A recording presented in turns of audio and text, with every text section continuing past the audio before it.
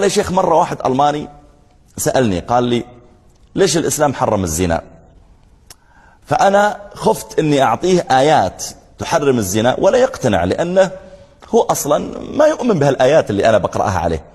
فقلت النبي عليه الصلاة والسلام لما دخل عليه شاب في المسجد وقال يا رسول الله أذن لي بالزنا، ناقشه النبي صلى الله عليه وسلم عقليا، قال للشاب أترضاه لأمك؟ قال الشاب لا يا رسول الله. قال كذلك الناس ما يرضون لأمهاتهم.